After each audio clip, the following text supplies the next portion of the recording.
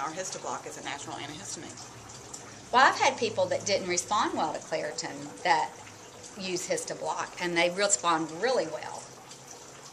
So this is the place if you want all natural. That's correct. This is not Preventative health. Preventative health. So come to us before you get sick.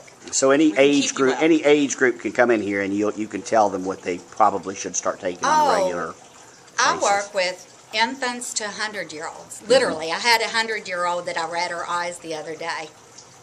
She had some stories to tell. Her name's Elizabeth Upshaw, and her mom, Sammy Schumann, brings her to us. Sammy Schumann was the school nurse for Bartow County for years and years and years, and she's come to me ever since I've been open.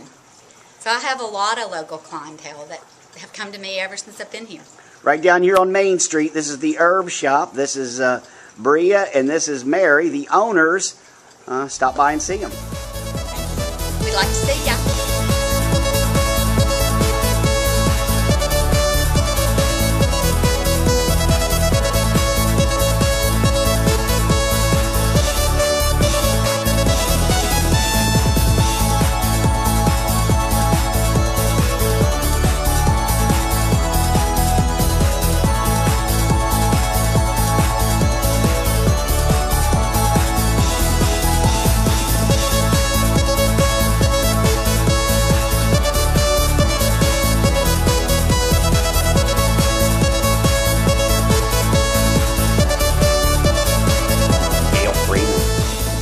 Owner of, tell everybody the name of your business. It's Spring Place Pottery and Artist Gallery. Right down here on Main Street. Yes, we're at 15 East Main. How long have you been doing this? I've been a potter for myself 10 years, but the store has been open since late June. Late June? So you're relatively new at this. Very new. You have some beautiful stuff in here. Thank pottery you, and just artistic. I've been walking around looking at it. It is beautiful. Well, thank you, David. Where does all this stuff come from? About half of it is from local artists here in Cartersville and the immediate area. There's a lady that's an artist from Decatur, one from Marietta, and then we have 2 or 3 potters from North Carolina, and then the lady that makes our handmade soaps is from South Carolina. I would think if anybody came in, this is just fun to walk around and just look at it. It's like being in a museum or something. Well, thank you. We appreciate that. We hear a lot of nice compliments from people, but we have all of the work is handmade with the exception of our Times Bath and Body products, but that started out as a home-based business back in the 80s. So you have some artwork in here? I do. Where is it? It's up in the front of the store. I'm going to follow you. I'm just going to follow you right here and let's show it to me. I'm curious.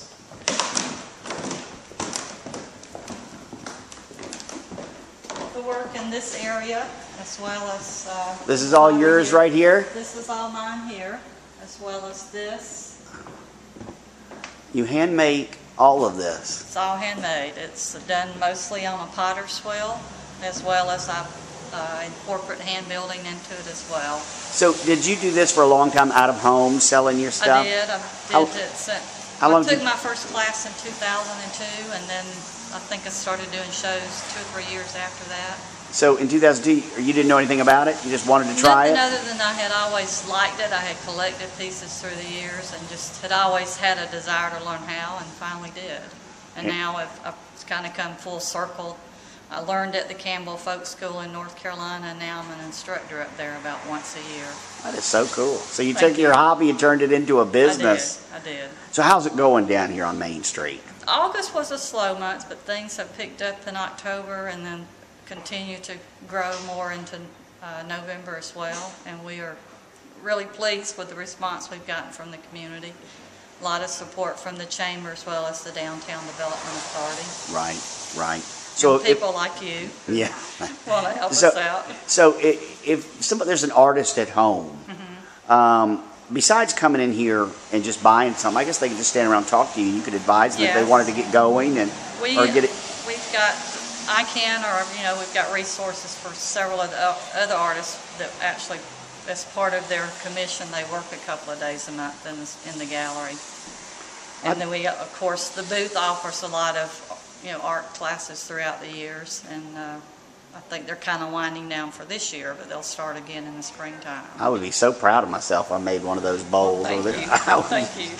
Well, I just love looking at it. If I made it, I'd be. Well, thank you. It was kind of hard to start with to let go of pieces. And oh, then was it? When you, of course, you are your own worst critic, I think. So, anyway, and it took me a long time for myself to actually call myself a potter. I would say I make pottery, but you know, I think once you get over that hurdle, and that's probably the same way with other artists, that, you know, I really am an artist. I know one of the girls here she hasn't been painting that long, but she sold a very well done, pretty painting back, I guess, the first part of the month, and she said, I really now feel like I'm an artist. So anyway. I did say it's just cool stuff. All right, Gail Freeman, nice to meet you, and I hope people tell everybody again the name of your business. Spring Place Pottery and Artist Gallery. And you're right next to Psycho Sisters here. And, right on Main Street. On Main Street. Thank you for joining us. You're welcome.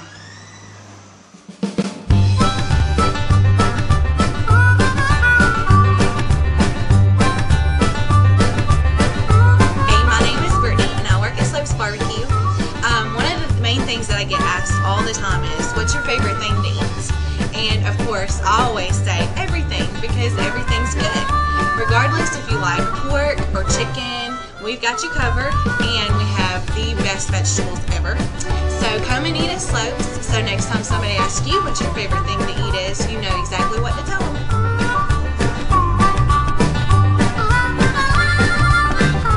Hey, I'm Frank. You know, book smarts are great, but it really takes common sense to be competitive in today's business market.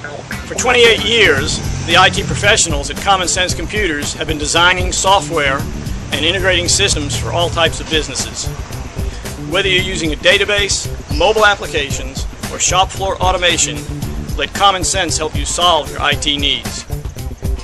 Check out our website at www.commonsensesolutions.com and see what Common Sense can do for your business.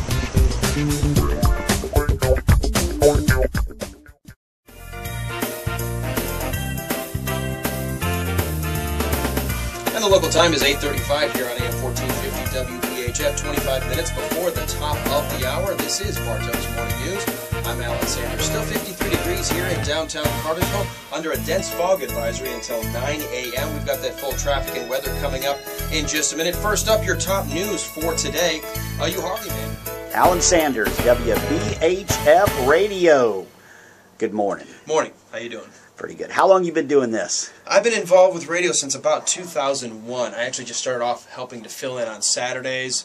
At that point, Matt was the sports guy. He would come in, do a Saturday show, and then he and I just kind of started getting together and doing stuff every now and then pretty soon it became a regular gig, and I was just doing Saturday shows. And then about 3, maybe 4 years ago now, I was working from home, and they had an option to bring me in for the morning show to be a co-host. They had traditionally always had just one person. They wanted to try something different, and started co-hosting, and been with Bartow's Morning News in the morning ever since.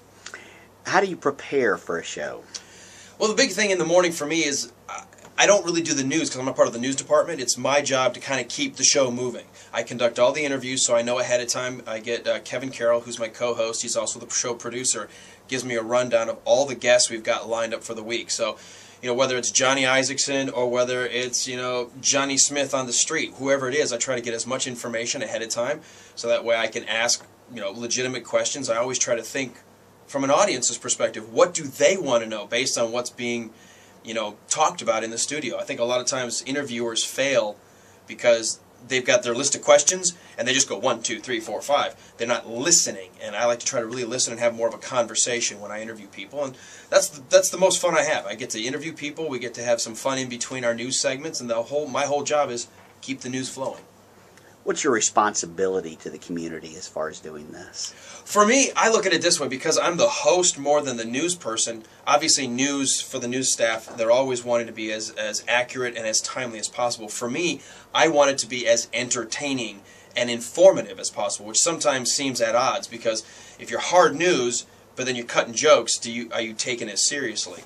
And it's a fine line. We try to walk that line every day. But my job, I think, is to get people started off on the right foot. I want them getting the news, weather, traffic, all the stuff they need, but at the same time, maybe getting a chuckle, feeling like, okay, I had a good laugh to start my day. That works for me.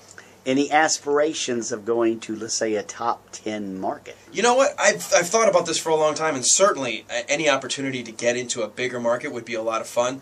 I have to always ask myself which side of the aisle I'd want to be on. I love politics, love talk radio. I could do, you know, your typical conservative talk all day long if I wanted to. On the flip side, morning shock jock stuff would be so much fun to do too, to not have the reins of a small market, to be able to say, okay, you got a little more latitude in a large market, would be a lot of fun, because I have a pretty wry sense of humor, but I've also got a fairly wide sense of humor too. I can go from the gutter to high comedy in the space of a few minutes, and I'd like to have that opportunity sometime. You have a love for acting. Absolutely. Love theater, love acting. Got into film a lot lately, in fact, I'm involved in a film that's being shot in and around North Georgia right now. Certainly if I had to pick which aspiration, it'd be an actor the rest of my life if I could do it and you know, provide for the family. That'd be what I'd want to do. I saw you a couple weeks ago at the City Cellar with the Pump House Players, packed. There was standing room only. Was that a rush? It's great. I'll be honest, I've been in front of audiences that were small, and I always try to remember, it doesn't matter whether you've got 4, 40, or 400. Everybody paid the same price. They deserve the best you can bring to the table.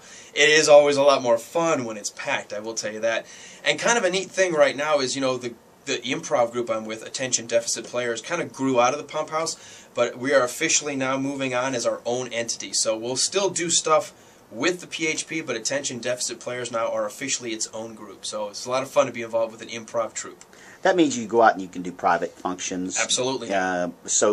Corporate functions or anything. Or in fact, one of the things we all talked about initially was we can start looking for doing those kinds of things, especially with holiday parties if you want entertainment. Or we did a gallery opening in Ackworth. If there's anything where you just want to bring in an improv comedy troupe, it'd be something we're certainly open to now.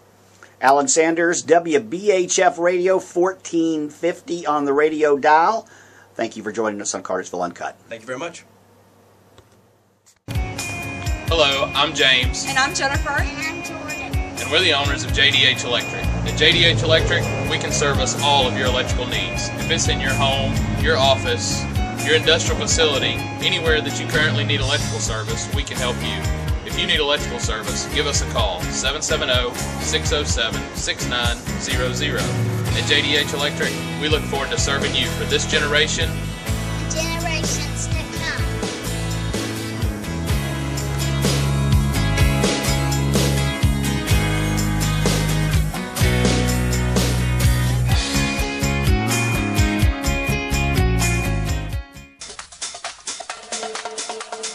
I'm too sexy for my love,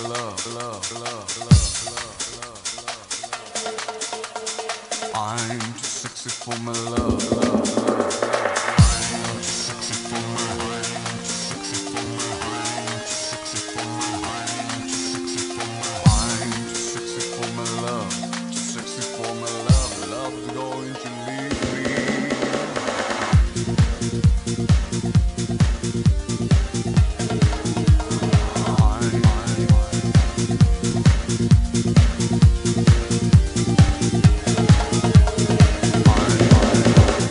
53 degrees out there, under mostly cloudy skies. We're going to stay mostly cloudy throughout the day. You might get a peep or two of sunshine in there. You may even get a couple of spots of drizzle this morning. Otherwise, a day of 67 for the high, 54 the low. Tomorrow, Thanksgiving, look for a high of 71 under mostly cloudy skies, 52 the overnight low. And then the rains come in to close out the week. Chilly day for your Black Friday. Look for a high barely 53 degrees and then dropping down to 29 overnight. The weekend, sunny, looks good for the days. Look for 59 to 62 for your highs, but overnight lows between 30 to 39 degrees. It's 8:38 on AM 1450 WBHF. That's a full rundown of news, weather, and traffic coming up. We're going to be joined in studios by Lucille Ussery and Peggy Wentz, employees of Cartersville Medical Center's Auxiliary. They'll be talking about their one-stop Christmas shop. That's coming up next on AM 1450 WBHF. Keep it tuned right here, the source for all things local.